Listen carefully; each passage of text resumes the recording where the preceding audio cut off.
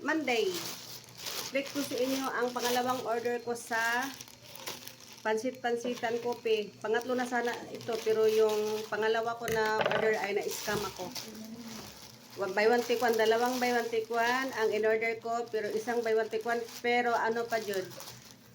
Yung fake ba, yung walang level, iwan ko sa seller. Si Lord na bahala sa kanya. Nag-ano naman ako sa review, nag-message naman ako. At saka nagpadala ako ng video, at saka picture. Iwan ko kung anuhin ko ba ito kasi. Pero ito din ang inorderan ko yung una. Sandali lang. Ilang araw lang ito? 4 na araw ata? 3. Dito lang siguro sa Visayas or Mindanao. Legit ito. Ayan.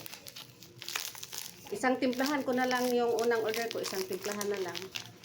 Ayan. Nagsisi talaga ako. Nag-ano pa ako sa iba. Nag-order ako. Sabi yung green nga ang ano na, color ng label niya. Pero yung isa, wala talaga as in, wala din siyang mga sulat-sulat label. Isa meron, pero dito lang sa harapan, pero naka ano lang, naka parang dinikit lang ba. Iwan ko kung gamitin ko ba ito, baka hindi ito pansit-pansit. Hindi yun pansit-pansitan.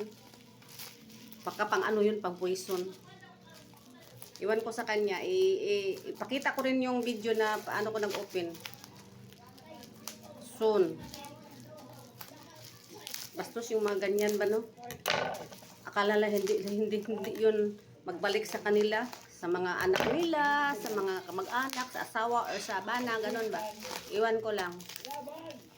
Kasi baka sakali tayo na bumaba yung ano natin, yung uric acid, at saka nagbayad tayo ng sakto.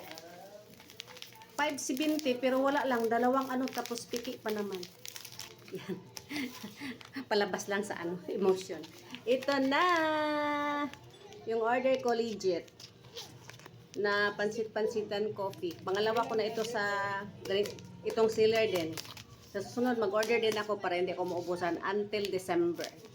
But thank you for watching. Kagabi pa ato dumating, pero na-busy kasi birthday ng pamangkin ko, ano kami sa hapunan. Na-busy lang ang person, kaya ngayon ko na kasi nakita ko doon sa center table namin na maliit. Kaya i-flex ko na. Thank you for watching. Hanggang dito lang po, babel. Happy Monday ulit. Mwah.